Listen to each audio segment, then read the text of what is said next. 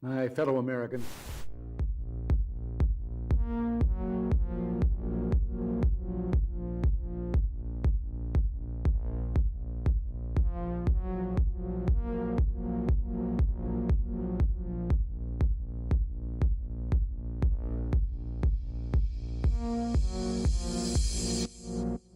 You might be wondering, why in the world is there a 30-minute countdown before the show starts? Well, we actually start live every day at 4 p.m. Eastern Time, so this whole 30-minute countdown is a chance for YouTube and Rumble to send out their alerts and notifications, so we encourage you to gather up and hang out with everyone in the chat room. So every day at 4 p.m. Eastern Time is when we do this show live. You can join us for the countdown if you like, or just set your clock and reminder that at 4 p.m. Eastern is when we go live. You can also make sure you subscribe and turn on that bell notification, so hopefully you will get a notification.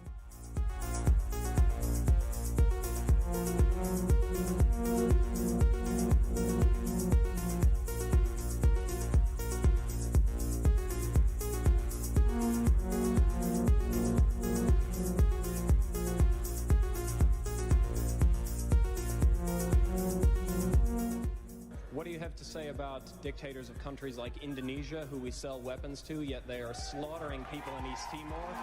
What do you have to say about Israel, who is slaughtering Palestinians, who impose martial law? What do you have to say about that? Those are our allies. Why do we sell weapons to these countries? Why do we support them? Why do we bomb Iraq when it commits similar problems?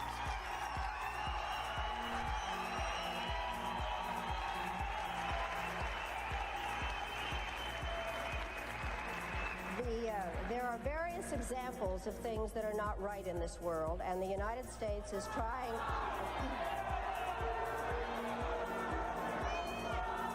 I really am surprised that people feel that it is necessary to defend the rights of Saddam Hussein, when what we ought to be thinking about is how to make sure that he does not use weapons of mass destruction. I'd like to... Who are shouting, just a moment.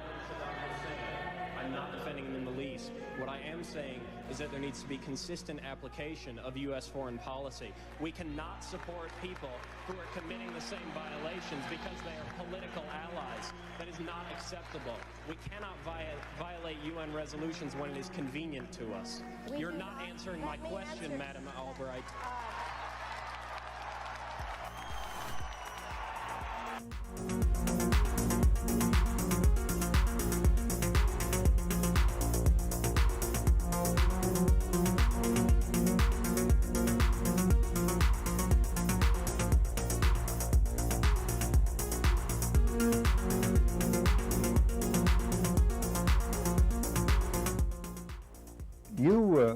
You briefed the press, did you not, when you were there? Well, I had several jobs. One of my jobs was that of analyst. I also was an interrogator and indeed briefed the press when we, the CIA, wanted to circulate disinformation on a particular issue. Disinformation is not necessarily a lie. It may be a half-truth. And we would pick out a journalist. I would go do the briefing and hope that he would put the information in print. What was your percentage of success? We were pretty successful in planning information of a rather rarefied nature. For instance, if we wanted to get across to the American public that the North Vietnamese were building up their force structure in South Vietnam, I would go to a journalist and advise him that in the past 6 months, X number of North Vietnamese forces had come down the Ho Chi Minh Trail system through southern Laos. Now, there is no way a journalist can check that information. That's data derived from radio intercepts, spy in the sky photography. So either he goes with the information or he doesn't, and ordinarily or usually the journalist would go with it because it looked like some kind of exclusive. Go after these gentlemen. I would be directed to cultivate them, to spend time with them at the Caravel Hotel or the Continental Hotel, to socialize with them, and slowly but surely to try to gain their confidence by dolloping out valid information which was true. And then I would drop into a conversation the data that we wanted to get across which might not be true. One piece of data, for instance, that we managed to plant in the New Yorker magazine had to do with a supposed North Vietnamese effort in 1973 to develop airfields along the border of South Vietnam. The reason we wanted to plant this information was that we were trying to persuade the U.S. Congress that Saigon should continue to get a great deal of aid, and that the North Vietnamese were the chief violators of the ceasefire accord. That was printed in the New Yorker magazine under the byline of Robert Chaplin, as indeed was a great deal of such information which we tried to circulate. Frank, a two-part question. What were the objectives of or what was the objective of the CIA? What about the moral implications of what you were doing in feeding this information? Did the objective override the moral implications, moral problems? Well, the objective of the agency in general is to generate intelligence and get it back to Washington, to get at the truth and make sure the policymakers understand it. When you plant disinformation, you are diverging from that objective, and I think probably in retrospect it was very counterproductive. I am, as an ex-CIA agent, opposed to the disinformation activities in which I was involved. I admit that I was involved, and I think it served no useful purpose. Propagandizing the American public or Congress is not the CIA's job. As to the morality of what the CIA was doing or that particular activity, the war was a very relative thing. It was a relativist environment, and morality seldom came into play when you were operating in the field. In my estimation, a CIA man should be amoral. That may sound pretty shocking to somebody, but what if my morality were that of a Nazi or agent, if you will? You wouldn't want me to be your intelligence officer. Keep the morals out of intelligence. Keep the truth in, and stay away from disinformation.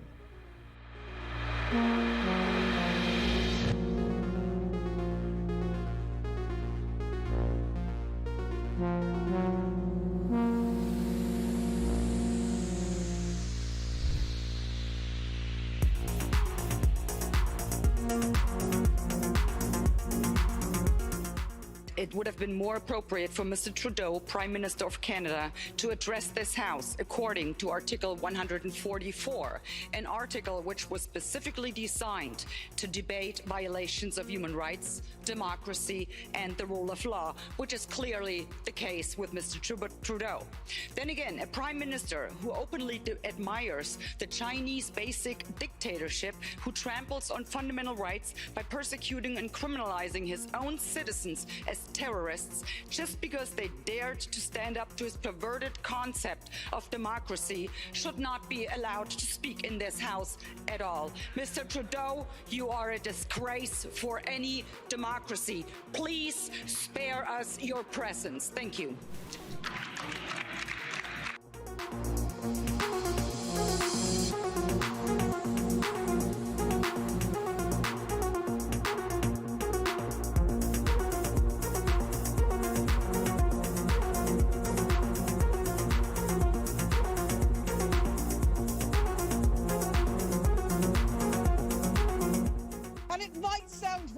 Colleagues, but the answer to war is not more war, it's peace. And peace isn't delivered by the barrel of a gun, it's delivered by diplomacy, by dialogue. You can wish away your continent's history, but we share a continent with Russia. We will sit down with Russia.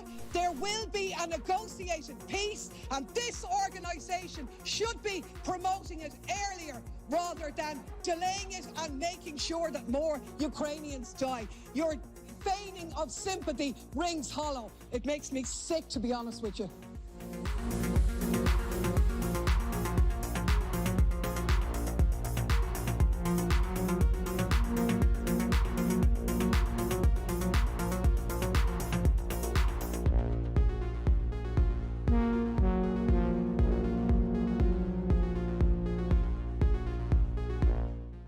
we become involved when disinformation poses a threat to the security of our country. It is when there's a connectivity to a threat to our country. It could be a threat, a connectivity to violence. And what this working group does, is precisely what I would think you would want it to do, which is to take a look at the work, the disinformation work that our department has done and ask the following questions. Do we have policies? Do we have guardrails? Do we have standards? But here's the problem. We can't even agree. We can't even agree what disinformation is. You can't even agree that it was disinformation, that the Russians fed information to the Steele dossiers. You can't agree to that. How are we ever going to come to an agreement on what is disinformation so you can police it on social media? Senator, I have 2 points, if I may finish.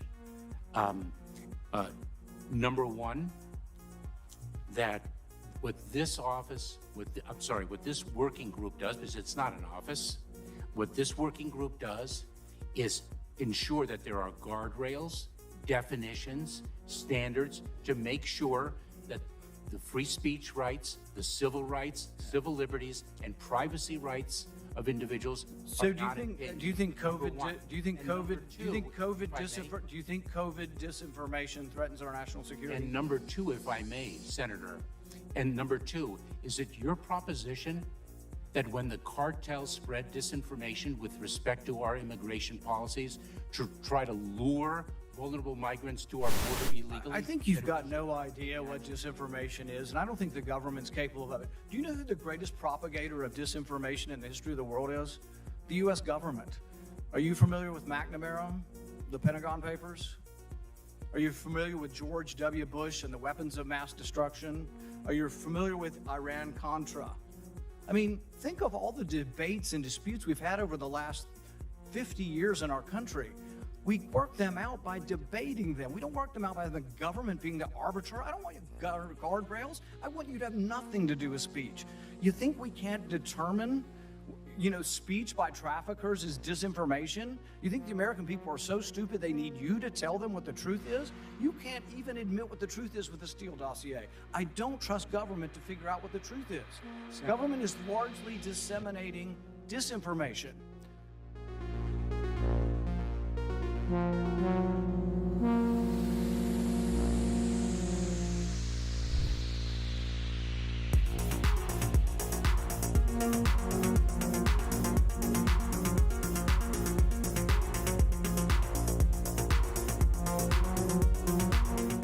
Hey everyone, just as a reminder, our show starts at 4 p.m. Eastern Time, just a few minutes from now, but I should remind you that we have a daily newsletter. It's totally free. Natalie and I work very hard on it every morning over our cup of coffee, putting the stories together that we think are important that the mainstream media is going to ignore. All you need to do is go to our website. It's just redacted.inc. Put in your email address. We won't ever sell your email to anybody. And then you'll receive a welcome email, and all you need to do is verify that email, and 7 a.m. Eastern Time is when we send out our daily newsletter. And it's about 5 or 10 minutes in length that you can read it over your cup of coffee. And like I said, we cover 4 or 5 of the big stories of the day, plus a couple of things you might have missed while you were sleeping. We try to have some fun with it, add a little humor into it. And again, it's a great way to start off your morning. But it's also a great way for us to stay connected with you as well, because we've been banned and blocked on some of these platforms before, where we haven't been allowed to post anything, not even a community post. So the only way for us to stay connected with you is through our newsletter. We were able to send out a newsletter and say, hey everyone, we're blocked for the next week, and let you know what was actually going on with our show. Anyway, go to redacted.inc and sign up for the free newsletter, and it'll be posted first thing in the morning over your cup of coffee.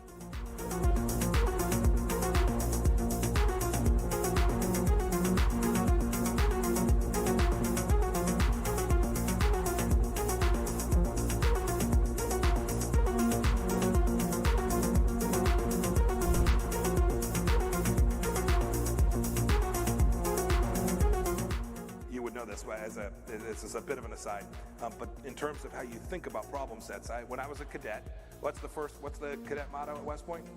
You will not lie, cheat, or steal, or tolerate those who do. I was the CI director. We lied, we cheated, we stole. It was like we had entire We had entire training courses.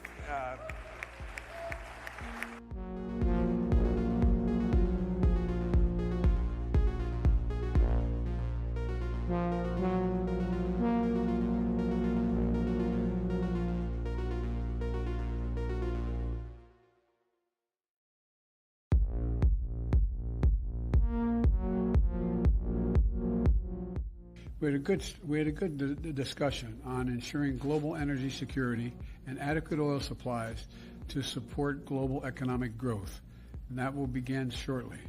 I'm doing all I can to increase the supply for the United States of America, which I expect to happen. The Saudis share that urgency, and based on our discussions today, I expect we'll see further steps in the coming weeks. Are you worried about it?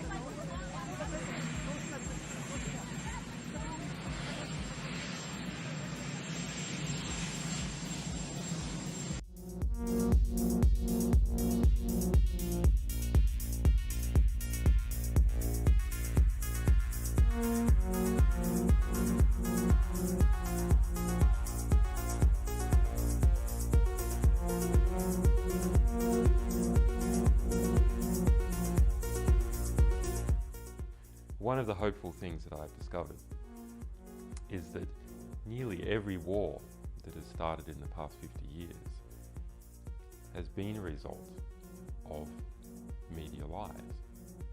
The media could have stopped it if they had searched deep enough. If they hadn't reprinted government propaganda, they could have stopped it. But what does that mean?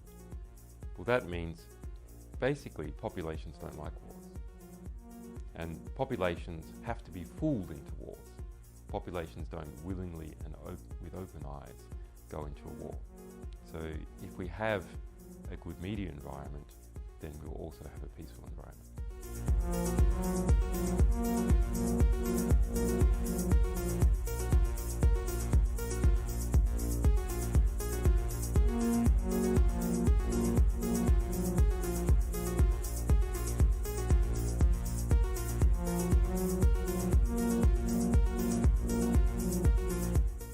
Killed a million people in Iraq. That is a separate... You killed a million people in Iraq.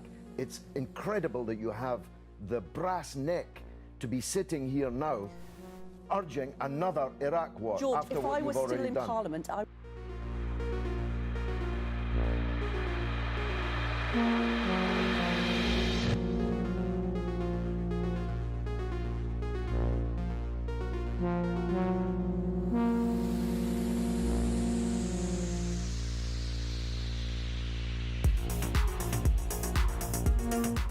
There can be no doubt that Saddam Hussein has biological weapons and the capability to rapidly produce more, many more. And he has the ability to dispense these lethal poisons and diseases in ways that can cause massive death and destruction. If biological weapons seem too terrible to contemplate, chemical weapons are equally chilling. UNMOVIC already laid out much of this, and it is documented for all of us to read in UNSCOM's 1999 report on the subject. If we consider just one category of missing weaponry, 6,500 bombs from the Iran-Iraq war, UNMOVIC says the amount of chemical agent in them would be on the order of 1,000 tons. These quantities of chemical weapons are now unaccounted for. Dr. Blick says, quipped that, quote, mustard gas is not marmalade. You are supposed to know what you did with it. We believe Saddam Hussein knows what he did with it, and he has not come clean to the international community. We have evidence these weapons existed. What we don't have is evidence from Iraq that they have been destroyed or where they are.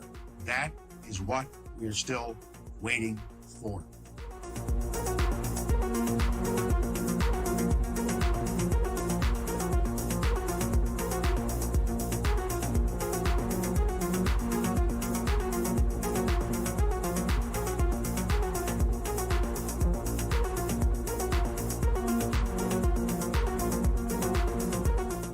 Okay, inspection worth doing, everybody's agreed it's worth doing, and it gets stopped. Yes, sir.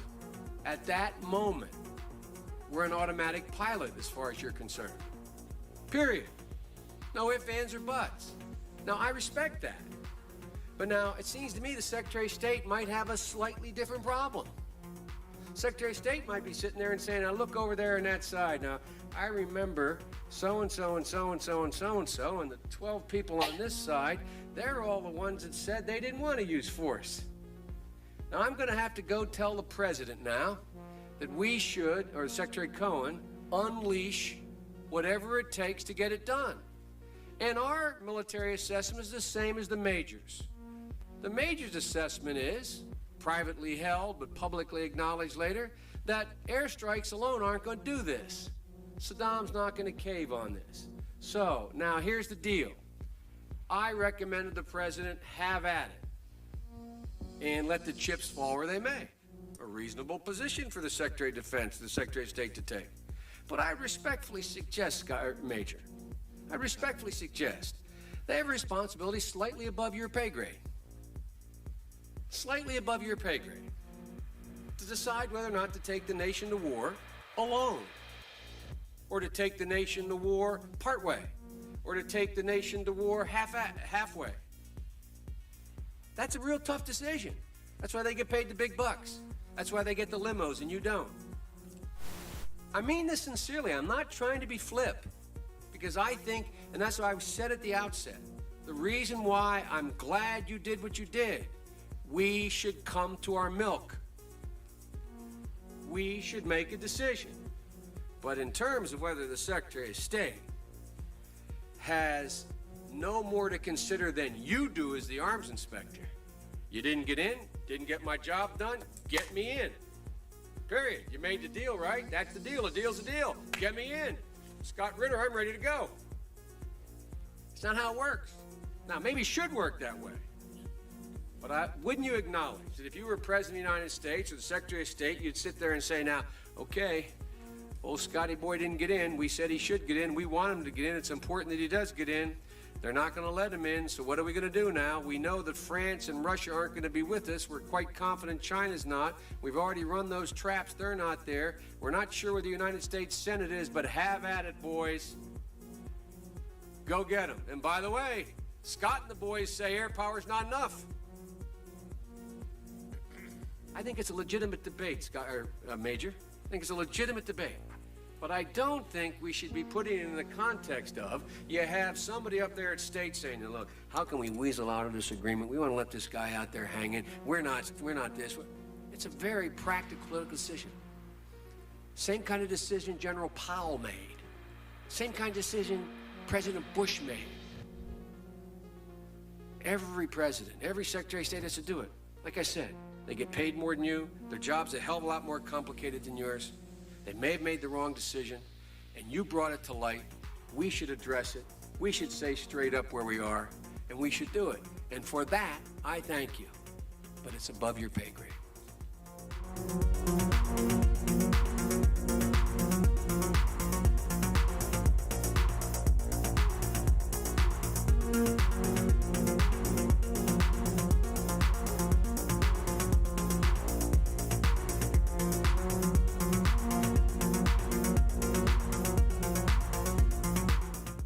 About 10 days after 9/11, I went through the Pentagon, and one of the generals called me in. He said, sir, you got to come in and talk to me a sec. He says, we've made the decision we're going to war with Iraq. I said, we're going to war with Iraq? Why? He said, I don't know.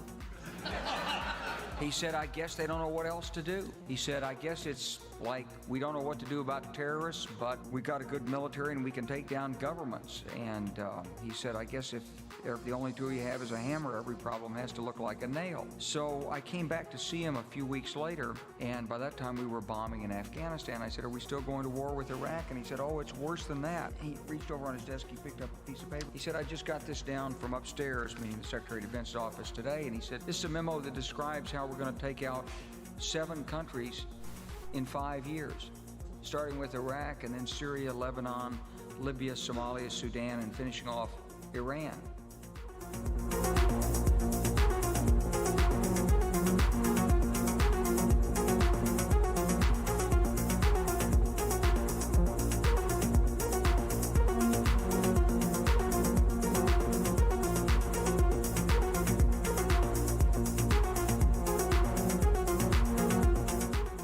Hey everyone, Clayton here. The show is going to start at 4 p.m. Eastern Time. I should remind you that we have a VIP community. It's our Redacted Rebel VIP community. Now, this show is totally free, what you're watching right now, right? You can subscribe here on YouTube and Rumble, totally free. But if you'd like to support independent journalism, we are run by you. Without you guys, we wouldn't be able to do this show. We wouldn't be able to hire the team that we have. We wouldn't be able to afford the servers that we have. We wouldn't be able to afford the reporters that we have, the team that we have. So you can support us by going to redacted.inc, and on the right side of your screen, you'll see a VIP community button. Just click that, and for the price of a cup of coffee once a month, you can support us. We put out exclusive content, early interviews that no one else will see, live streams just for our VIP Rebel community. So again, it's totally free to watch this show. But if you do want to support independent journalism, we would really appreciate it. Come on over to redacted.inc, click on that community button, and decide if you want to sign up or not. It's totally up to you. We thank you. And meanwhile, the show will start in just a few moments at 4 p.m. Eastern Time.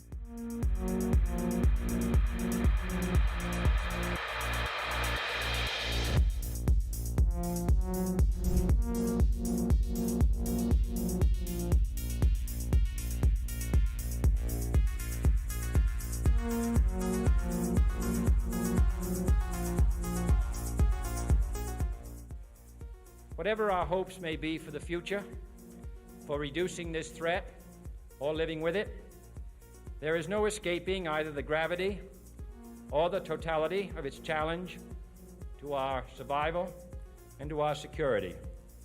A challenge that confronts us in unaccustomed ways in every sphere of human activity. This deadly challenge imposes upon our society two requirements of direct concern, both to the press and to the President. Two requirements that may seem almost contradictory in tone, but which must be reconciled and fulfilled if we are to meet this national peril. I refer first to the need for far greater public information, and second, to the need for far greater official secrecy. The very word secrecy is repugnant in a free and open society, and we are, as a people, inherently and historically opposed to secret societies, to secret oaths, and to secret proceedings. We decided long ago that the dangers of excessive and unwarranted concealment of pertinent facts far outweighed the dangers which are cited to justify it. Even today, there is little value in opposing the threat of a closed society by imitating its arbitrary restrictions.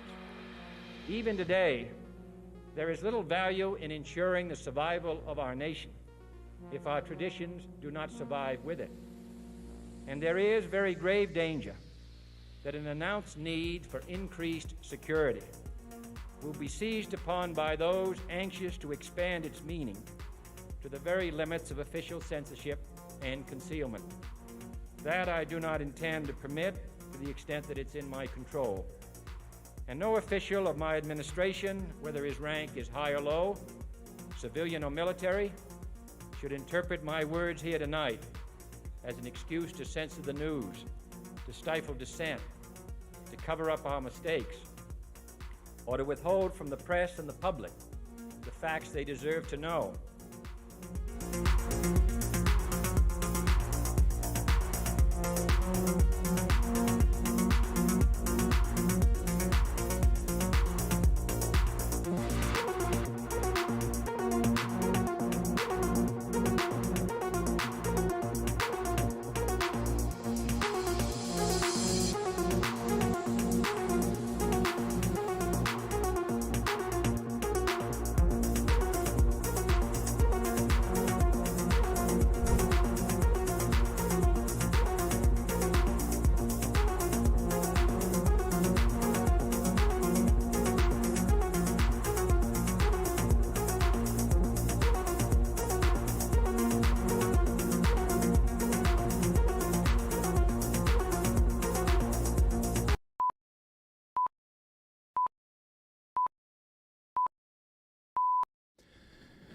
Welcome, everybody, to Redacted on this Thursday. I'm Clayton Morris. I'm Natalie Morris. And today is like it's like the Super Bowl for news, because we have the big Tucker Carlson interview dropping with Vladimir Putin later today, and the deep state is scrambling. The Biden administration is pissed about it. Why is Hillary Clinton so upset, running out to MSNBC to do an exclusive interview to totally undercut Tucker Carlson preemptively? What we might hear, it just shows they know they're the baddies if they're trying so hard to prevent you from seeing all sides of information. So we have a preview of that speech, or that interview, and why Hillary Clinton is so upset about it. We're going to talk about that. Plus, we're going to look at what's going on in Ukraine as massive Russian offensive has been unfolding over the past few hours.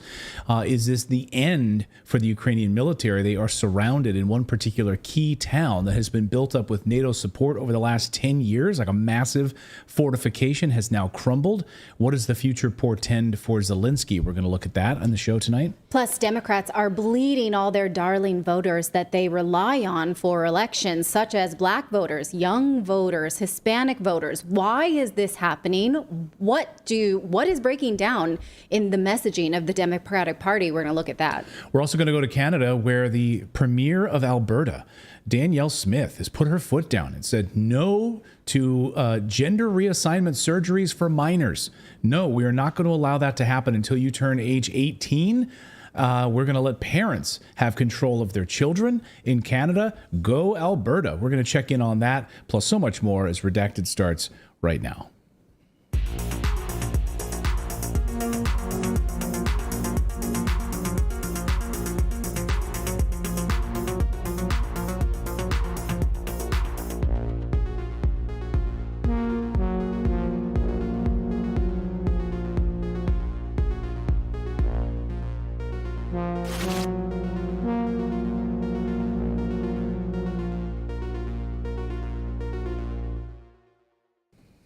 All right, everyone, welcome in on your Thursday. So glad to see all of you guys. We got a very busy show for you on this Thursday, so let's just cut right to the chase today and tell you about our newsletter. We'd love for you to subscribe to our newsletter, which is totally free. We had hundreds of you subscribe to it last night. It's, again, totally free. It's a great way to start your morning, and we cover about 4 or 5 of the big stories of the day, and it's delivered right to your email inbox first thing in the morning. You just go to redacted.inc. It's not .com, it's .inc. Put in your email address, and then you will receive a welcome email. And you have to confirm it, though, so it'll get sent to your inbox. Might get sent to your spam folder. Gmail has labeled us as dangerous, so they might push you into a dangerous folder. I don't know. Anyway, click confirm, and then you'll receive the newsletter Monday through Thursday, first thing in the morning, about 7 a.m. Eastern time. Again, go over to redacted.inc is the place to go. All right, let's talk about it, because today is the day. Tucker Carlson's interview with Russian President Vladimir Putin is like a bomb going off in establishment Washington right now. The deep state corporatists are in full panic mode as we speak about what is being exposed. Not just about the corruption in Ukraine. I'm talking about the truth surrounding the DNC email hack. U.S. biolabs in Ukraine, perhaps? Will that be on the list here? Hillary Clinton's connections to all of this. Perhaps that's why the Clinton Foundation's connections to the corruption in Ukraine is top of mind for Hillary Clinton. And if you just pay attention, folks, to what's coming, because the Biden administration is pissed, and they are going after Tucker Carlson full force. So it's no wonder Hillary Clinton presumably called up MSNBC yesterday in full panic mode and said, hey, put me on television. I'll do an exclusive interview with you guys if you put me on television. And yes, I will talk all about Tucker Carlson. Do you want me to do that interview? And MSNBC, of course, is like, absolutely, we would. You want to come on and do an exclusive with us so you can talk all about Tucker Carlson? Very fishy indeed, wouldn't you say? And that's why they were doing this interview preemptively, to try to discredit Tucker Carlson, because they know what's coming. Make no mistake about it. I'll stake my entire reputation, by the way, that there is no way this interview had been planned for weeks. This interview came together as a last-minute thing. This whole interview was about Tucker. It was about Trump. It was about Putin. That's what the interview was about. Here is Hillary Clinton attacking Tucker in the most childlike way possible, because she knows what's coming. Even without her even seeing the interview, she knows what's coming. Watch. I mean, he's like a puppy dog. You know, he somehow has, after having been fired from so many outlets in the United States. I would not be surprised if he emerges with a contract with outlet, because he is a useful idiot. He says things that are not true. He parrots Vladimir Putin's pack of lies about Ukraine. So I don't see why Putin wouldn't give him an interview, because through him, he can, continue to lie about what his, objectives are in Ukraine and what he expects to see happen. It's really quite sad that not just somebody like Tucker Carlson, who has, as I said, been fired so many times because he seems unable to, correlate his reporting with the truth, but also because it's a sign that there are people in this country right now who are like a fifth column for Vladimir Putin. And why? I don't know. I mean, why are certain Republicans throwing their lot in? Why are, other Americans basically believing Putin? Why did Trump believe Putin more than our 11 intelligence agencies? I don't know. Do you have a working theory on I do have a working theory. It's not funny. That's not funny. That's not funny at all. People die because, oh, you didn't study, girl. You, the journalist, didn't study if you think that that's so funny. Also, she's poking at him for having been fired for network news. She was fired. She lost elections. So, is failure mean you can't ever try again in life? Or when he worked at CNN and he was a conservative voice on CNN and it didn't align with their democratic values at CNN, they decided, we're going to push him out of here. And when he was telling the truth at Fox News and they actually didn't fire him, they actually came to an agreement to pay out the rest of his contract and pull him off of the air. So it wasn't actually fired, as he has publicly talked about. But anyway, and also you were fired because you lost an election and the American people have had enough of you. So Clinton is in panic mode right now over all of this. She says that Trump and Tucker are basically tapping in right now to this yearning. So she's tying Tucker to Trump and this MAGA movement in the United States, this basket of deplorables, right? So she went on and on and on about this and saying that Tucker he's tapping into this yearning that MAGA Americans want an authoritarian leader, a dictator.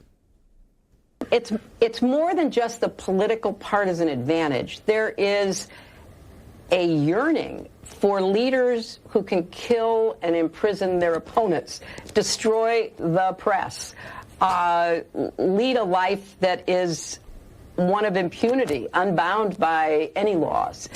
There's a yearning among certain people in our country for that kind of leadership, and I find that absolutely gobsmacking terrifying. Oh, do you? Oh, do you? So just think about, undermining the press. That's exactly what the Biden administration has done. It's collusion with social media and big tech companies to suppress the press.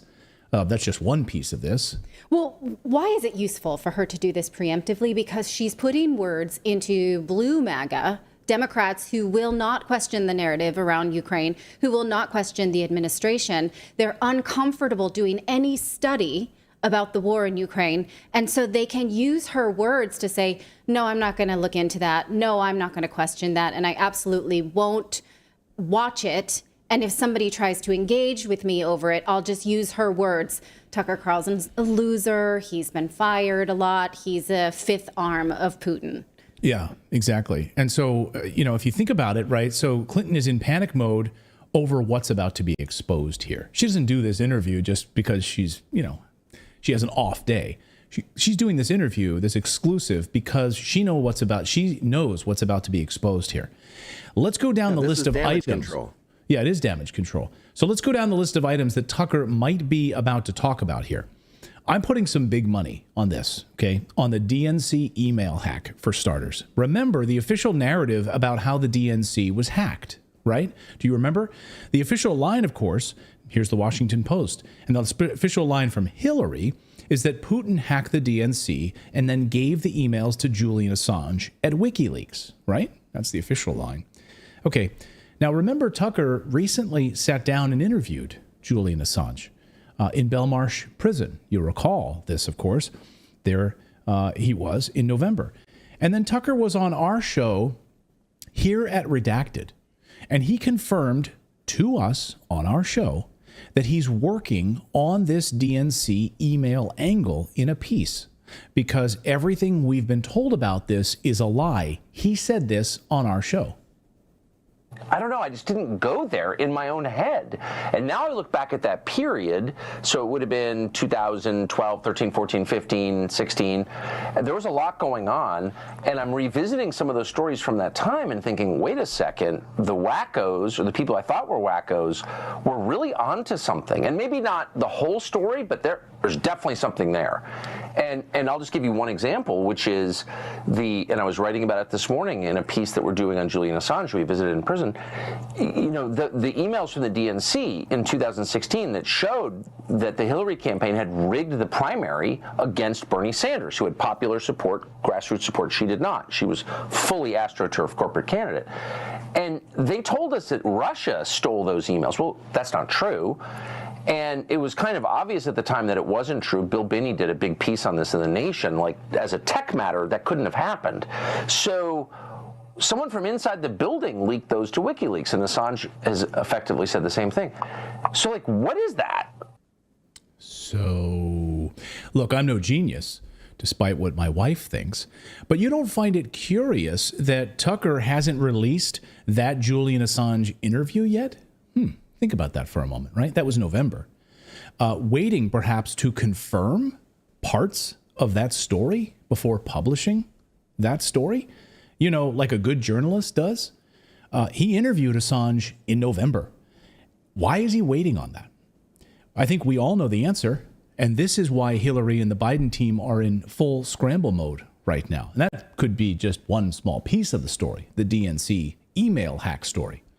The other piece of this, or it could be related to the Clinton Foundation receiving stolen IMF money from Viktor Pinchuk, Ukrainian, who runs the Cradles of Hope neonatal centers in Ukraine. Now, if you're living in the West and you want a baby, you can get a baby, any baby you want right now in Ukraine, right? I mean, it's like a baby factory. I mean, you can even get like twins. They, in fact, will guarantee you twins, right? Yes. I've spoken to sources who say if you want twins, we'll just shove 4 or 5 in there and we'll abort however many you don't want. This is it. I mean, yeah, it's basically made to order baby factory. Baby factory in Ukraine. Here's Chelsea Clinton even showing up, lending Clinton Foundation credibility to these neonatal facilities in Ukraine. Feeling broody? Chelsea Clinton visits premature babies at children's hospitals during tour of Ukraine. Of course, these children's hospitals were Pinchuk's children's hospitals, receiving IMF stolen money. So maybe it's that. I don't know. Could be that.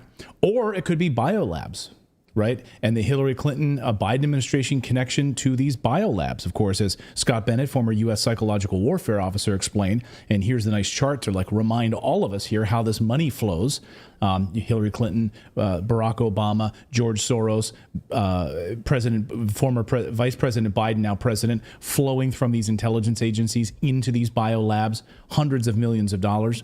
Again, Scott Bennett, former U.S. psychological warfare officer, has explained multiple times, seeing the documents himself, that Russians have connections and provided these documents. They've connected the dots on this to Hillary Clinton, to Ukraine, to the Clinton Foundation, and, of course, to the Vice President Joe Biden at the time. Watch. Established by the United States under Barack Obama, Dick Lugar, 2007.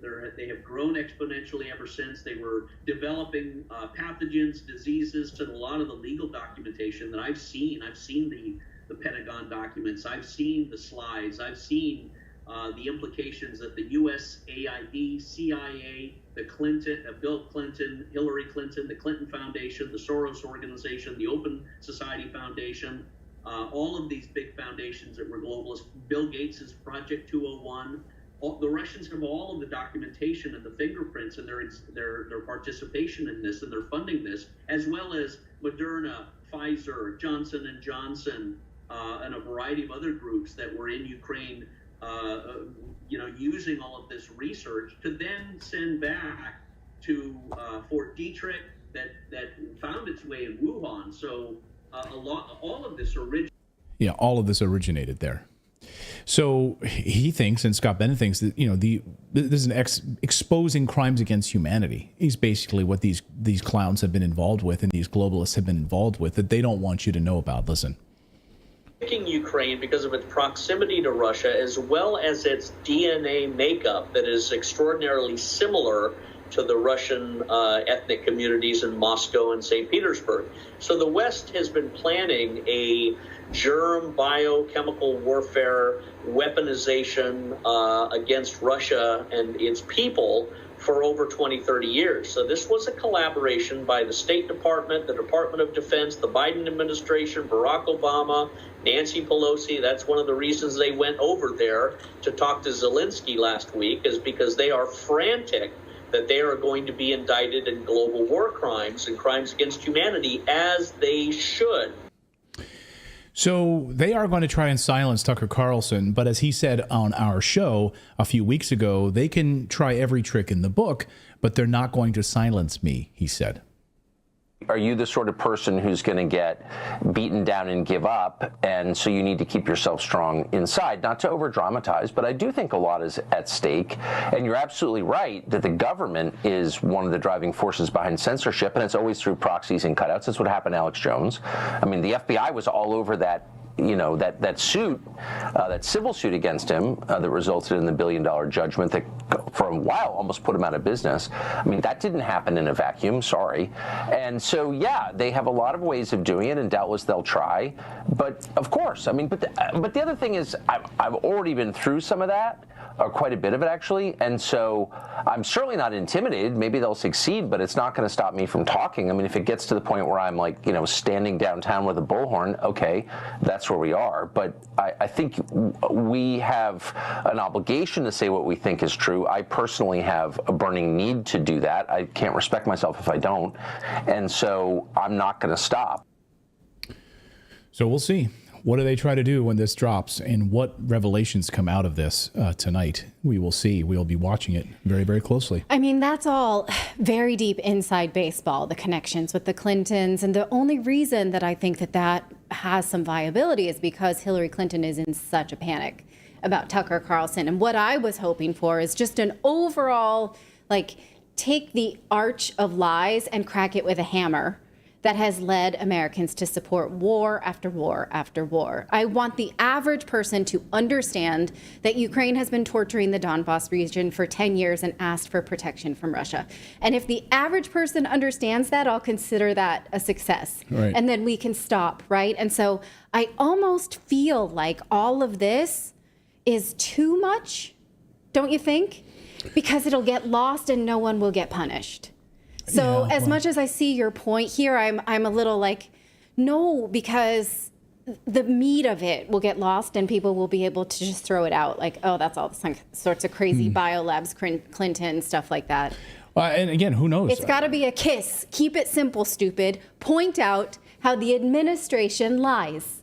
They lie and people die. That's all I want. You want that. All right. Well, what do you guys think? I mean, I don't know. I think, and again, we don't know, right? But we have, Tucker literally on our show talking about a piece he's working on with Julian Assange about the DNC email hack and why we haven't seen that piece yet, and Hillary Clinton in a panic mode last night.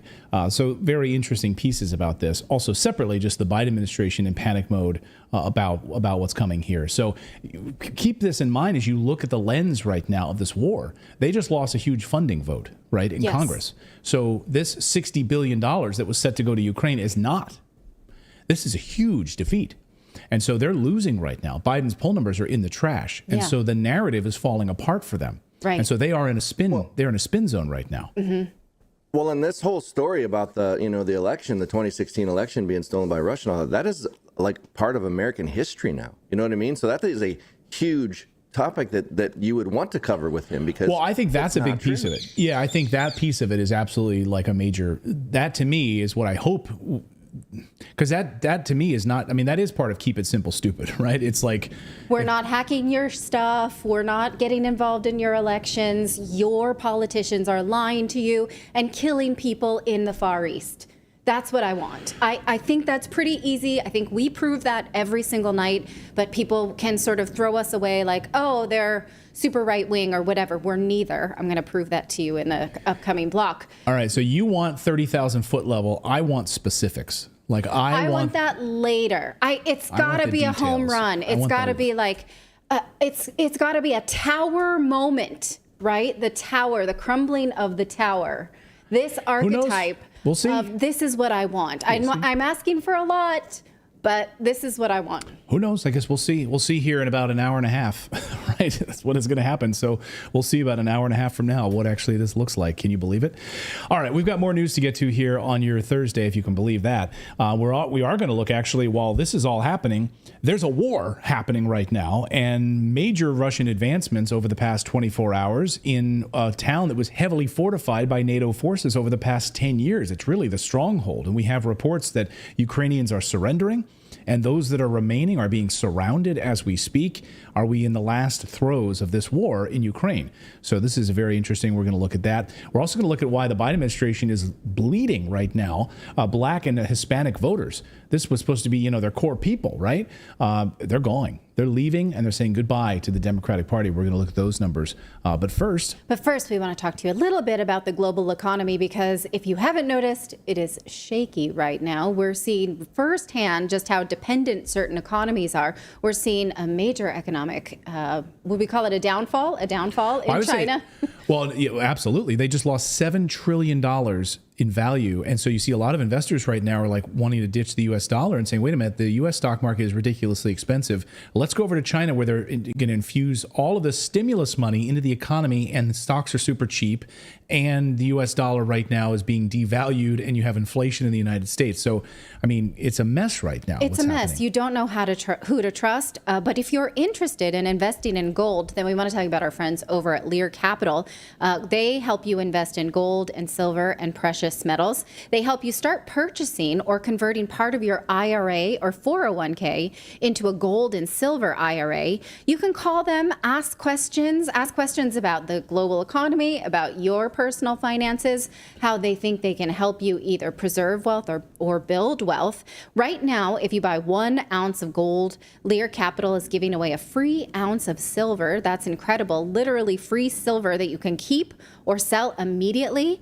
There are a lot of gold companies to choose from, and Lear Capital has over 25 years of experience, thousands of 5-star reviews, and a risk-free guarantee that gives you 24 hours to review your purchase before committing to it. Lear Capital is a top choice when hedging your bets right now in this uncertain economy, global economy, when buying gold and silver. So right now, call them at 800-613-3557 or go to LearRedacted.com and get your free gold and silver investor guide and up to $15,000 in free bonus metals with a qualified purchase. Again, to learn more, 800-613-3557 or go to LearRedacted.com.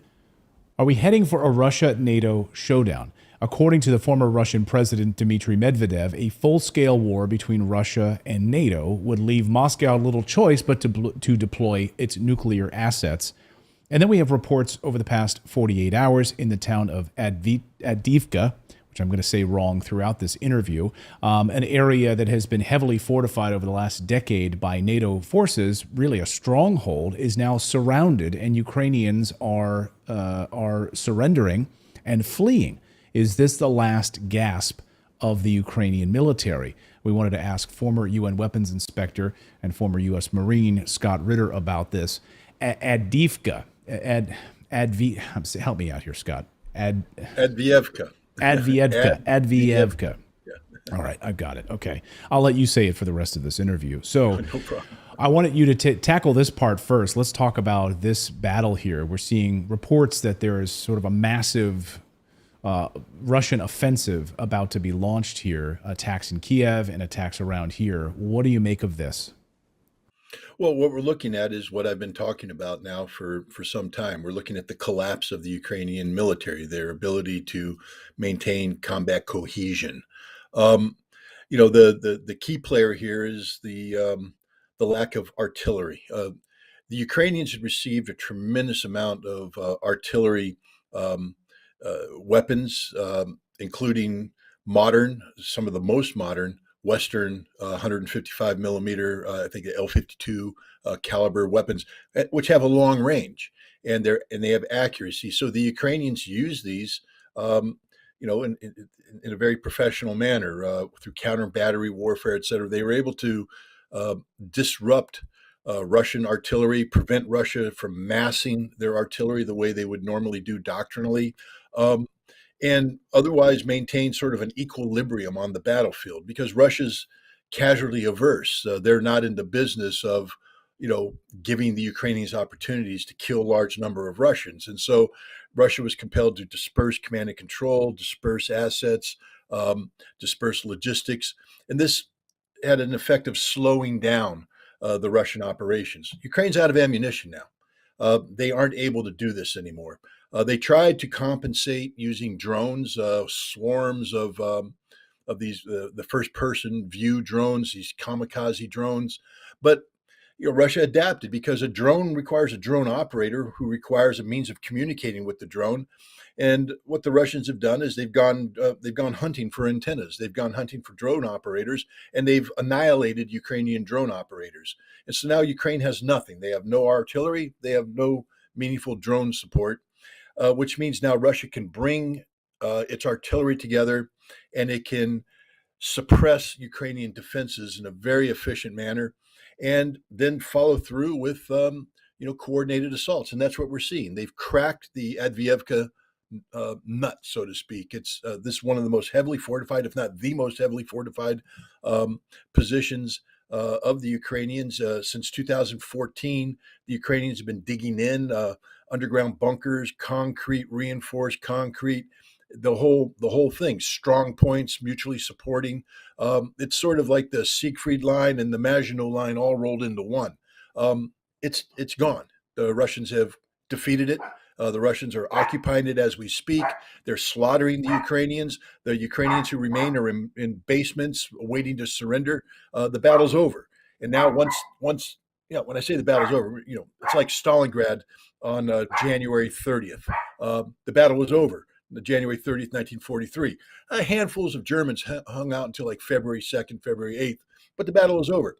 Will there be pockets of resistance of diehard Ukrainians who are going to hole up and require the Russians to come in and dig them out? Yeah, but the battle's over. It's done. It's finished. They've lost Adviivka, and in doing so, they've had a giant hole ripped into their lines, because the key to a fortress is that it's impenetrable, but the Russians have now penetrated it. And behind the fortress, there isn't a follow-on spot. So this is the beginning of the end. The Russians will now push through Adviivka. The Ukrainians will be compelled to divert reinforcements that they don't have. It's not like they're sitting on a whole bunch of brigades that have yet to be deployed. They've deployed their best brigades to Adviivka to try and stop the Russians. It didn't work. They're dead. So now they're going to be putting others. And in order to do that, they're going to have to steal the units from other places on the front lines where the Russians are advancing. Every day, the Russians are biting off a chunk, 500 meters there, a kilometer here, 5 kilometers there, along the entire front. And they're just pushing. And what you're seeing now is collapse. And eventually, the line will burst, and the Ukrainians will have to pull back to the Dnieper River defensive position. And, Russia will have effectively won the war. Where Russia decides to stop their advance is still a political question. I think the feeling is that they are going to go on to Odessa. They are going to take Mykolaiv. They are going to take Dnipropetrovsk. They are going to take Kharkov. But this will happen. These 4 cities have no chance now, because when the Ukrainian military collapses, there's nothing that's going to stop the Russian advance. So that's the stage of the war that we're at right now. This is literally the beginning of the end. And yet the West is in denial about this. The Wall Street Journal allowing foreign leaders to write in their opinion pages. Olaf Scholz, the Chancellor of Germany, writing an opinion piece in the Wall Street Journal calling for more weapons and support for Ukraine, saying Ukraine faces a weapon shortage unless the West steps up now and sends more munitions into the country, that Ukraine will lose. But Ukraine is losing. It's not will lose, Olaf. They've lost. And here's a news flash for Olaf, the rest of the NATO members, the United States. There's nothing you can do to stop this Russian victory. There's nothing that can be done. Let's hypothetically say the United States releases $64 billion. Understand that the vast majority of that money would be diverted to American defense industry to produce weapons. The production of the weapons takes months, if not years. The Ukrainians are collapsing right now. Unless we were able to magically produce thousands of artillery pieces, millions of artillery shells, and then turn them over to a Ukrainian army capable of receiving them with highly trained troops and employing them on the battlefield, there's literally nothing we can do. You would have to create an entirely new Ukrainian army, like we did in the past. People need to understand that this isn't the first Russian victory over Ukraine. Russia destroyed the original Ukrainian army in the spring and summer of 2022. It was only by the infusion of $48 billion and NATO training up more brigades that Ukraine was able to stay on the battlefield. Then Russia destroyed that army in the battles where the Ukrainians launched their counteroffensive in Kharkov and on the right bank of Kherson, and that was destroyed. They built another army that got destroyed in Bakhmut. They built a bigger army that got destroyed in the counteroffensive, and now there's nothing left. So the Ukrainians have a lot of troops. They're big numbers, but they needed those numbers to offset against the Russian, superiority in tactics and in weaponry and, operational skill. Now the Ukrainians are losing numbers, 20, 30, 40, 50,000 men a month are being lost, and there's nothing replacing them. This is why the debate inside Ukraine today is, how do we get 500,000 men that quick? You can't. Russia mobilized 300,000 back in 2022, and it took them months to mobilize them, equip them, train them so they could be an effective fighting force. How do you expect the Ukrainians now to produce 500,000 men overnight? They literally can't. And anybody they get will be thrown in the battlefield like the Volkssturm were thrown in by the Nazis at the end of Nazi Germany in the final months of 1945, only to die because they can't fight. They can't stand up against a professional military, which is what Russia has. So it is literally all over. Game, set, match. The only thing left is the dying, and there will be a lot of dying. I always remind people that the bloodiest month for the United States in World War II in the European theater wasn't June 1944 D-Day. It wasn't December 1944, the Battle of the Bulge. It was April 1945, literally the last month of the war when Germany was defeated. A lot of fighting remains. A lot of Russians will die, but a lot more Ukrainians will die. But there's nothing the West can do to stop this. Olaf Scholz can write all the op-eds he wants. They don't produce artillery shells. It's over. I'll get you out of here on this, Scott, which is about the leadership. And we saw Victoria Nuland showing up there last week and under the mysterious circumstances. And now we have this report of a apartment complex in Dubai for $17 million that apparently Zelensky had purchased at the end of December through a proxy. Will he live out his days in Dubai? There was some suggestion he would wind up in Florida, which I imagine there'd be a revolt in Florida if that happens. But really at the heart of it is the leadership question inside of Kiev right now. Who's running the show? How long until Zelensky is there? Or is he pretty much gone as it is? Well, we've all heard the rumors that Zelensky tried to fire Zaluzhny last week, and Zaluzhny said no. Now, remember, we call Ukraine this wonderful democracy. And a key aspect of democracy is the civil-military relationship where the civilians are supreme. And so when a civilian leader tells a recalcitrant general, you have to go, the only answer is, yes, sir, I resign. Look, the United States has its own history in this regard. Go back to the Civil War and look at, General McClellan and Abraham Lincoln. McClellan thought he could run the war better than Lincoln, and Lincoln ended up firing him, and McClellan stepped aside.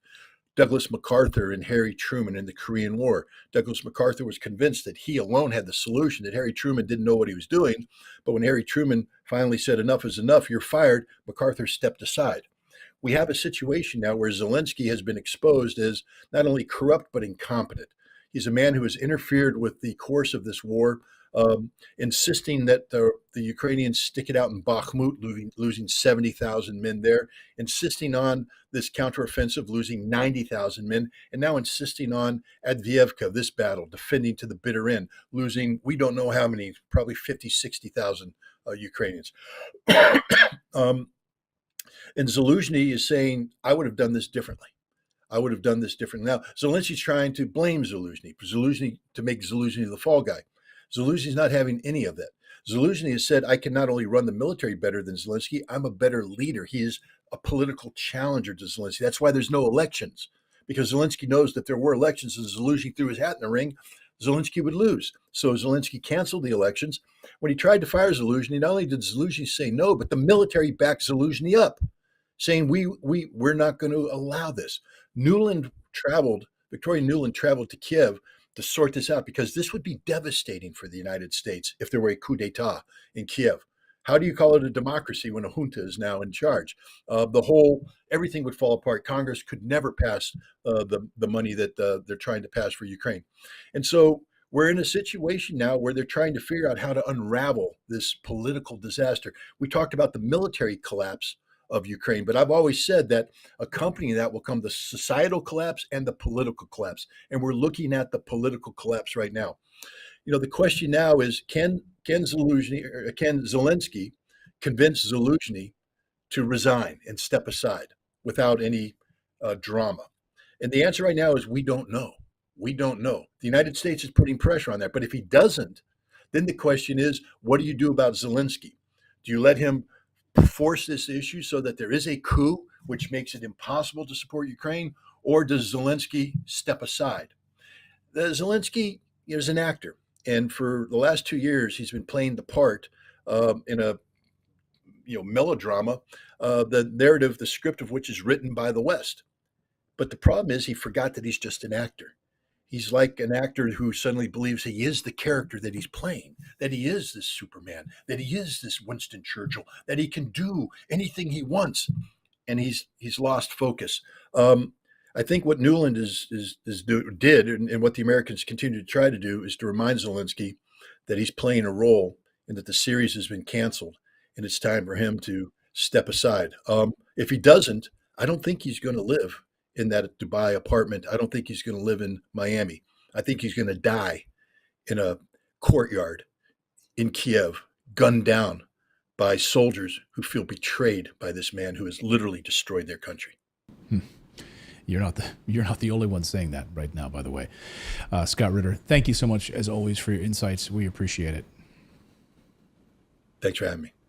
All right, thanks so much, Scott. Appreciate it. All right, we've got more news to get to here on your Thursday. We're going to look at why the Democrats are bleeding Black and Hispanic voters. They're losing them. I thought this was like their core, right? This is their core group of voters. Well, not anymore. We're going to take a look at those numbers in a moment. But first, we want to tell you about our friends over at NetSuite, because your business gets to a certain size and then cracks start to emerge. So you may need to automate more things. That's where our friends over at NetSuite come in, because things that you used to do in a day are now taking a week. Maybe you have too many manual processes. Well, the number of businesses which have upgraded to NetSuite is about 37,000 in order to kick it up a notch. NetSuite by Oracle is the #1 cloud financial system, streamlining accounting, financial management, inventory, HR, and more. It is basically the back-end software for you to run your business and not have to think about the nitty-gritty. 25, that is how old NetSuite is turning this year. That's 25 years of helping businesses do more with less, close their books in a day, not weeks, and drive down costs. Here's another number for you, 1, because your business is a one of a kind. And of course, you want to do everything yourself to start, but then you realize the more you automate, the more you can grow. So you can manage risk, get reliable forecast, and improve margins. So right now, download NetSuite's popular KPI checklist designed to give you consistently excellent performance, absolutely free, at netsuite.com/redacted. One more time, that's netsuite.com/redacted to get your own KPI checklist, netsuite.com/redacted. All right, if you're new here, please subscribe to the channel. Just click on the old subscription button there, and please subscribe. It's great to see all the new faces while watching us this week. We really appreciate it. As always, you can follow us on Rumble and right here on YouTube and Rumble and X as well. So thank you guys so much for subscribing. Well, the Democratic Party is losing Black and Hispanic voters that they love to pay lip service to. You thought I was going to say they love them. They don't. I'm going to prove that to you. But they love to say that they do. This is from a recent Gallup survey that showed that the party has lost voters in both groups, and young people, too. The numbers are kind of shocking. Now, to be clear, they still have more voters in those groups than Republicans, but their hold on it is slipping. Now, 2 things I want to warn you before we look at these numbers. Number 1, there's a lot of curse words in this segment. Some I might say, but some are also in the video clips I'm going to show you, so you've been warned. Also, I just want to say that I'm going to spend a lot of time telling you why I think Democrats are elitist jerks, but that does not mean that I think Republicans are the answer. So me telling you that I reject Democrats is not an endorsement of anything. I realize it's hard to think outside that binary, but I'm going to ask you to. Now, here's a video that went viral recently of someone named Kyle on TikTok who seemed to tap into exactly why Democrats are bleeding viewers. I warn you, he's going to say the F word. Here we go. Take it away, Kyle. Hi, my name is Kyle. I have been a registered Democrat for the last 22 years. I have voted in every election up and down from the state to local level that I could vote in. I campaigned for John Kerry and Barack Obama. This message is for the Democrats. I fucking hate you. I hate the fact that you've bamboozled us for so many years, touting progressive policies and giving us nothing. I hate the fact that there are so many broken campaign promises. I hate the fact that you've weaponized our rights to scare us into voting for you. I hate the fact that you failed on protecting reproductive rights. I hate the fact that you support economic policies that actually produce the conditions that make fascism viable, and you don't admit that. I hate the fact that you're classist and not actually egalitarian. I hate the fact that you don't support Medicare for all, housing for all, affordable to free secondary education. I hate the fact that you tout small incremental changes to the fabric of our society as a resounding success when people are still economically struggling and hungry. I hate the fact that you won't call a genocide a genocide. I hate you for supporting policies that produce more bombs and not food. I hate you for supporting the status quo and not for doing the right things to make everyone's life better. I hate the fact that you're not mature enough to receive criticism. And I hate the fact that you criticize the rest of us for being idealistic and wanting better for everyone. And I hate you for blaming your failings on procedural precedent, a majority of which is nothing more than rules that are holdovers from the Reconstruction era and Jim Crow. I hate you. And you lost my vote, and you lost many people's vote, and that's your fucking fault. Yeah, Kyle, say that. Say all of those things. I like Kyle. What is your response to that? I mean, he's hitting on all of the things that they've paid lip service to over the years, and I think he's hitting on this incremental garbage. He's also, I think he's pointing out some of the hypocrisy. This is supposed to be an anti-war party, and yet they've championed billions of dollars to Ukraine and to Israel and nonstop wars around the world. Yes. Well, for me, the Democrats really lost me when I realized how I'd been distracted with Obama's race, Hillary Clinton's gender, and I lost that they were responsible for so much war and death abroad. It was like, to borrow a quote from the Bible, I had strained out the gnat and swallowed the camel. After that, it all fell apart. He's right. I think they're snobbish racists. They make black neighborhoods unsafe because it doesn't help anybody when you allow drug addicts and violent criminals to go free and terrorize law-abiding citizens who live in those neighborhoods. They enable perverts through their trans agenda. They shove through a green agenda without studying. They are part of endless war. I could go on and on and on. So I fucking hate them too, Kyle. Wow. I said the F word.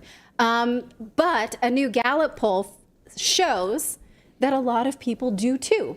I am part Hispanic. My mom is half Spanish, so I consider myself one of the Hispanics that they lost. Look at the numbers. So the green here is non-Hispanic whites. They're kind of holding steady over the last decade, but it's still below zero. Look at the dotted blue. This is a precipitous loss of Hispanics, and then non-Hispanic blacks is just shifting downward. Now, let's look at these trends for young people, which tend to capture voters early. You know, you go to college, you're well-intentioned, you think the Democratic Party speaks to that. They're also bleeding 18 to 29-year-olds. Look at this top blue line. Young people are just over it. They're tired of it. Women as well. Take a look at this one. They've always had lower membership of men. That is declining, of course, as well. But look how they're losing the women. The men part, though, is something that is they're starting to strategize around it. Take a look at this Politico story from last year. They put together a panel to discuss how Democrats can handle their masculinity problem in a non-toxic masculinity way, of course, right? We have a man and problem. They got a guy with a cowboy hat. Yeah, I they have a guy with a cowboy hat, so it's fixed. Yeah. It's fixed. And a bald Very black manly. man, so we know The guy with the that of mustache. which we speak. Yeah. Right. And also they're losing the more educated members, as well as, you know how you sort of see these college educated people tend to be more Democratic leaning. The postgraduates, which is the dotted red line, that is increasing, showing you there's this institutional capture of higher education. But if you look at just the college graduates only, this dotted blue line, that is declining, as well as people who don't go to college. They've had enough of it. Now, this all tracks with another video that went viral this week from Australian model and actress Holly Valance. Watch. And have you always been a right-of-centre person, or are you a conservative? Where are you politically? I would say that everyone starts off as a lefty and then wakes up at some point after you start either making money, working, trying to run a business, trying to buy a home, and then realize what crap ideas they all are, and then you go to the right. And you heard, of course, this trust speech just now, Jacob Rees-Mogg. How did you find that? Who was your favourite speaker? Oh, the speakers today were fantastic. Okay, we can stop here. That's so if you're like living off your parents and you're like you don't have to worry about a job and you don't have to worry about anything, then I guess you're a lefty. And then once you actually have to start working, providing for your family, raising children in this society, you're like, I guess I'm a righty. I suppose. I guess I'm conservative. Yes, so you can see why that went viral. It appealed to a lot of us. Now, this problem that the Democratic Party has with people of color, it begs the question, how did they become the party of the people of color to begin with? Because initially, the Democratic Party was the party of the KKK. Well, Candace Owens writes about this in her book. She says that this was part of the work of Lyndon B. Johnson. Now, I'm going to show you her research on this, and you're going to see the N-word. I'm not going to say it, but I'm going to show it to you, so you've been warned. Now, she talks about how while Lyndon Johnson's Voting Rights Act was instrumental in getting blacks to the polls in the Jim Crow South, this turnout did little to leverage the black vote in a way that would be beneficial for the community as a whole. Johnson's legislation, she says, exists in this pact, and he allegedly said, if we do this, we'll have those N-words voting Democrat for the next 200 years. Now, she does say that this is a contested quote, but his actions, they're not sure he said it. It's been reported in several places, so I don't want to take it to the bank. But at the same time, here is, again, she says there's uncertainty about whether he said it. But even if he did, another quote attributed to the president by numerous historians and publications lays bare the actual intention behind his civil rights education. Can we go back to the last one? I want to show you that paragraph in italics. Thanks. It says, these N-words getting pretty uppity these days, and that's a problem for us since they've got something now they never had, the political pull to back up their uppityness. So now we've got to do something about this. We've got to give them a little something, just enough to quiet them down, not enough to make a difference. For if we don't move at all, then their allies will line up against us and there'll be no way of stopping them. We'll lose the filibuster. There'll be no way of putting a brake on all sorts of wild legislation that could be for these N-words that they might want, right? It'll be Reconstruction all over again. And historians, again, say that whether he said those exact words or not, a lot of people around him have reported that that was his intention. Historians have said that. No one alive knew Lyndon B. Johnson, as far as I know. Well, actually, I don't know that. That's not true. Probably people who knew Lyndon B. Johnson. Probably plenty of people are alive that knew him. Right now? Yeah. Oh, yeah, I think. Okay, clearly, so yeah. Let's not get in the weeds of that. Anyway, what she further says is that it's the historical record of racist voting, racist language, racist policies that is the legacy of LBJ, and the allegiance to a racist party that were there for all to see, culminating in the greatest hoodwinking of the black community to ever take place. She talks about how he gave entitlement as sort of a hoodwink. Hey, we stand for you. We're going to give you stuff, not enough to become wealthy business owners, just enough that like you can be a drawer. You draw off the government, right? Don't go empowering yourselves into an empowered group of people. She says in one fell swoop, the welfare policies of the 1960s, Democrats laid waste to Black families and homes, crushing aspirations and the entrepreneurial spirit that had once defined our community. So it is a tit for tat. Now, I don't speak for any one of these groups of people, but to me, it shows that this group is sick of this and they're starting to see through it. We showed you this just a couple weeks ago, this free press feature. It's a wonderful piece. It's about how Black Democrats feel super betrayed by the Democrats that they voted in because their neighborhoods are turning to crap with the influx of drugs and illegal immigrants. Here's this woman, Kata Trust. I'm going to have her say it for herself. She says, "How dare you?" She talked about the politicians allowing her neighborhood to be flooded with immigrants. She says, all these people, I supported them. And I was like, are you freaking kidding me? She says she ran campaigns for these people. And then she watches as her schools in her neighborhoods get shut down. And the Black community there has seen an influx of 35,000 immigrants. So when they're told we have to close your schools, we have budget cuts for city sanitation, decline in infrastructure, they're told, oh no, the city can't afford it. And then these illegal immigrants pop up and they can afford all kinds of things. That's funny, right? And weird. So now the Democrats have another group to worry about that's not mentioned in this Gallup poll, but Arabic-speaking descendants, Arabic-speaking voters and their descendants. Right now with the Michigan primary coming up, the Biden administration is running defense on the Arab population in Michigan, which there are quite a lot in that community. That's why the Journal is reporting that the Biden administration has had to send aides to Michigan as supporters fume over Gaza deaths. Now, why would they need to court that vote? Because they are enabling Israel to kill civilians with wild abandon in Gaza, and that understandably upsets the Arabic-speaking populations. So what can Biden aides do in Michigan to answer for this?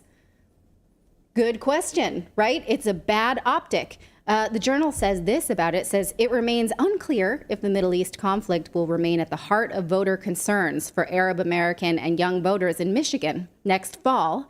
And a similar effort to protest Biden failed to take hold in the New Hampshire primary when roughly 1,500 people wrote ceasefire on their ballot for the Democratic candidates. Biden still won as a write-in candidate, though, with 80,000 votes. So with these groups that they pay lip service to loving, there are fissures.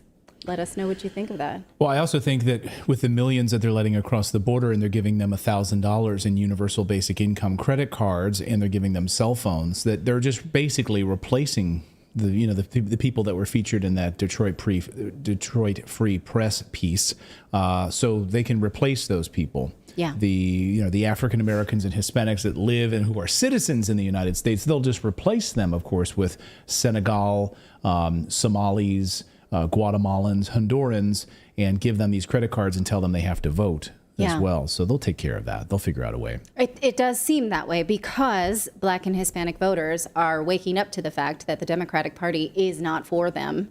And once that happens, you got to do something. Either you win them back. You're not going to do that. Right. How are you going to win? Or you replace them. Yeah, you just replace them. Replacing them is easier, right? You just open the border and let them in. That's exactly what they're doing. Well, we've got more news to get to here on your Thursday. We're going to look in Canada at Alberta. Of course, the premier there, which is basically like a governor in the United States of a state, the premier, Danielle Smith, has said no to gender reassignment surgeries for children without parents until you're 18, if you want to do it. By then, hopefully that works itself out, and you go through adolescence and you're like, oh, I was just a tomboy. I don't really need that anymore. And I'm fine. So hopefully that works itself out. So anyway, Canada stepping up now to try to stop this. And we're going to talk about that in just a moment. We're also going to talk about what Pierre Poilievre wants to do in Canada to ban it all over Canada. We're going to have to learn to say his name. I just got it right. Is it? You Pierre say Poilievre. it different every time. No, I screwed up. I had like a Joe Biden moment like a few weeks ago where I couldn't remember, but I know it's Pierre Poilievre. Okay. Yes, Philip. Right. Yes, it's Pierre Polyev. Yes, I've got it right. Okay. Well, but I you had can't like ask me because I say it wrong every time. Because I always say polar bear. Polar bear, yeah. And polar bear. I'm the wrong person to ask. And when I Polyev. look at it and say it to myself, I say Polivre Yeah. or something. So, okay. No, Canadians, please. Polyev. correct I'm us. getting it right. Please Okay. back Is me up, Clayton Canadians. right, or I don't know what the We heck. have a lot of Alberta viewers. I mean, I've seen it. Okay. So yes, Polyev. Anyway, we'll get there in a second. But first, do a Google search for your information. Go to Google, wait till after the show, and just search for your name, your email address. You're going to be stunned at how much of your personal information shows up on the internet thanks to these data brokers that are selling your information to scammers and spammers. How many of you are getting just inundated with robocalls and of course crazy spam emails where it seems like they have your information? That's because they do, and they're targeting you. Your full email address, your home address, your health records, your relatives, it's all out there. That's why I've been using Aura, the sponsor of today's show, because Aura shows me which data brokers are actually selling your information and automatically then submits opt-out requests for you. They have to do it by law. And if you go to aura.com and /redacted, you can actually find out in a 2-week free trial how much of your information in that amount of time is being sold by data brokers. Cleaning up our information not only helps reduce the amount of spam that I get, but also protects me from hackers. So now I get very little spam emails now because I've been able to go through and clean all this stuff up. And so the emails that actually come into my inbox are the emails that I want. And this information is incredibly helpful. Aura also does so much more to protect me and my family from online threats that I can't see, because there's stuff happening in the background that you don't even know that they're doing. It's unbelievable. Aura is always on doing the hard work of keeping us safe so we can focus on other tasks with peace of mind. I value our privacy, and hopefully you value yours as well. You can go to aura.com/redacted right now to stop data brokers from exposing your personal information. Go to our sponsor at aura.com/redacted to get a 14-day free trial and see how much of your information is being sold on the internet. Again, aura.com/redacted. Well, Justin Trudeau is pissed off at Tucker Carlson and says Tucker Carlson is responsible for the ending of gender reassignment surgeries in Alberta, Canada. That's not me saying this. That is Justin Trudeau saying this about Tucker Carlson and his recent appearance there. It is telling that the week after welcoming far-right American conservative Tucker Carlson to her province to sit with him on stage, Danielle Smith has now moved forward with the most anti-LGBT policies of anywhere in the country. Canadians need to know that the federal government and all Canadians will be there to protect youth. So what's going on here? Well, Alberta's Premier, Danielle Smith, which is the equivalent of a governor in the United States in one of our many states across the country. So Danielle Smith announced a series of stunning changes to Alberta's rules regarding gender-affirming care. And across North America, she's the first one. So this is a big, big story. And for that, we want to bring in David Craden, who writes at the Post Millennial. He's also on YouTube at Craden's Right. And David, you wrote this piece. I mean, this is really a huge moment for Canada, but it's also possibly a huge moment for North America, saying enough is enough here with these crazy gender reassignment surgeries in minors. Can you tell us what's going on here? I think it's stunning that it's stunning. Let's put it that way, because it wasn't that long ago when this sort of policy would have been considered so normal, so commonsensical that nobody would have objected. What Premier Danielle Smith has done is said that in Alberta, if you're under 17, you can't get a sex change operation. That's not going to happen until you get a little bit older. And if you're 15 years and under, you're not going to be accessible to hormone therapies or puberty blockers or chemical castration. Anything that's going to interfere with your natural sexual development. And what she's really done, I think that is going to get her applause from around North America and the world, is to say that women's sports will also be protected by barring biological males who claim to be females from competing in the sports. And this is groundbreaking. It's courageous.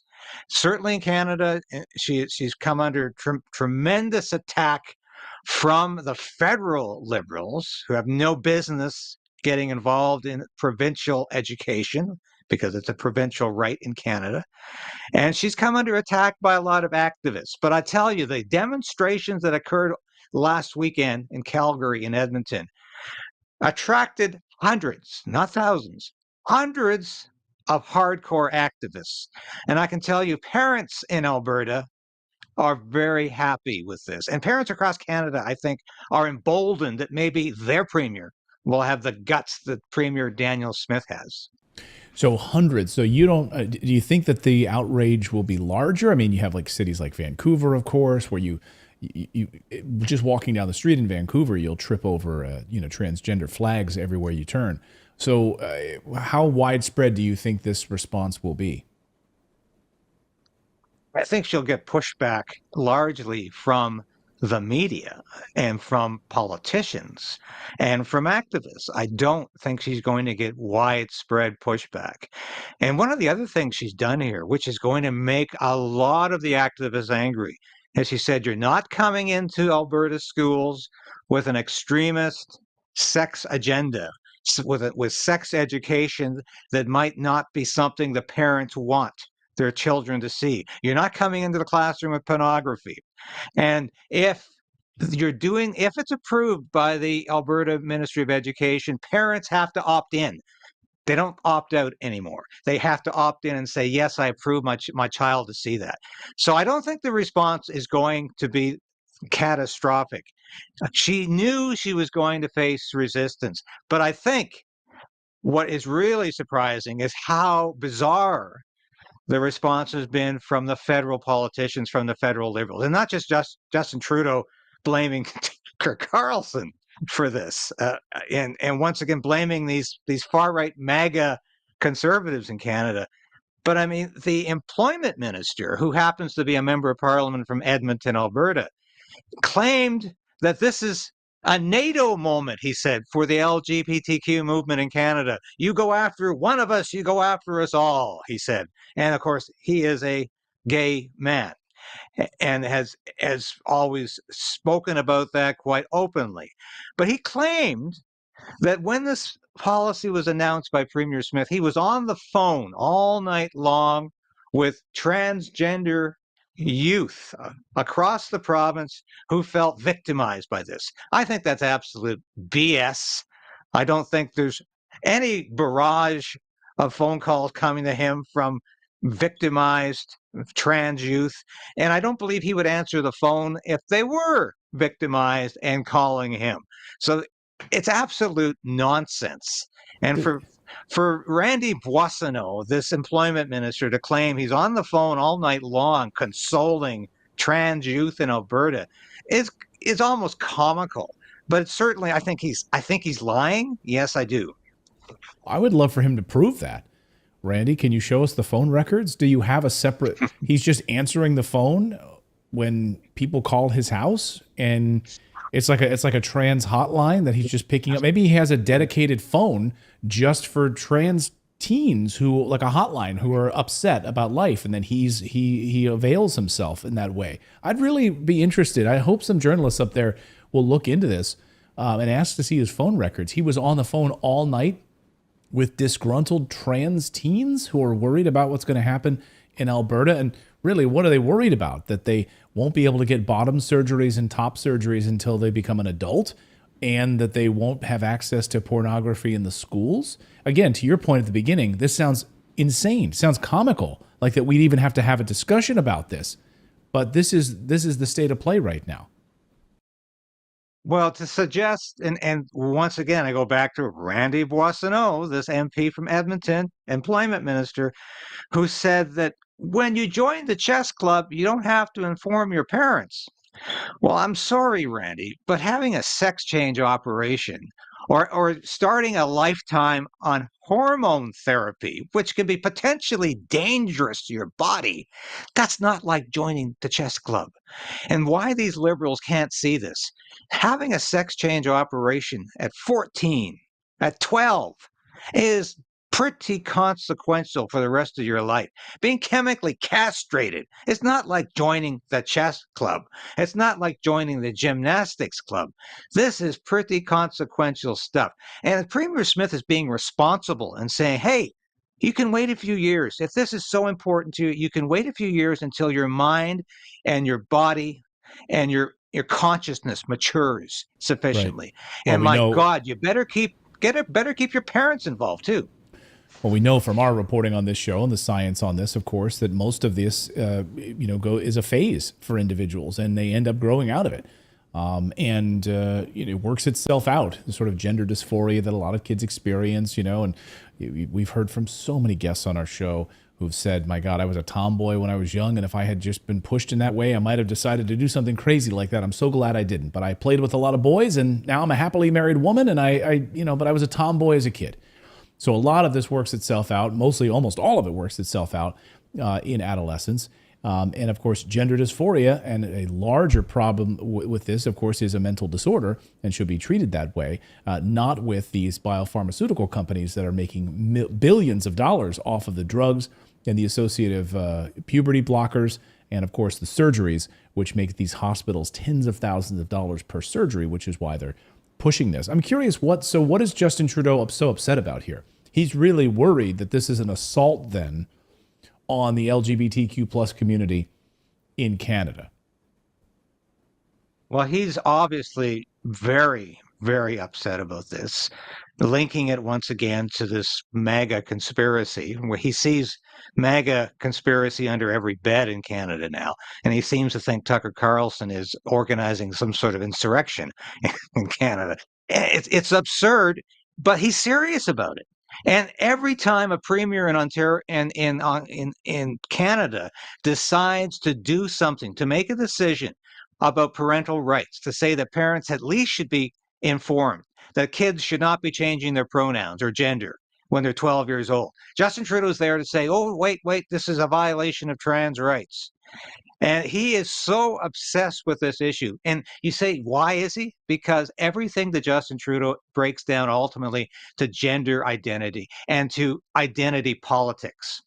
He is so obsessed with dividing Canadians on the basis of anything possible: race, ethnicity, sexuality, ideology, gender, sex, everything. Trudeau insists upon dividing Canadians upon any criteria he can possibly find. So ultimately, this is not about Justin Trudeau's concern for the safety of youth. There's nothing safe about gender changes. There's nothing safe about hormone therapy. There's nothing safe about sex changes. But what is Trudeau concerned about? Keeping identity politics alive and strong in Canada, because he has benefited from dividing Canadians against each other. Divided, he stands.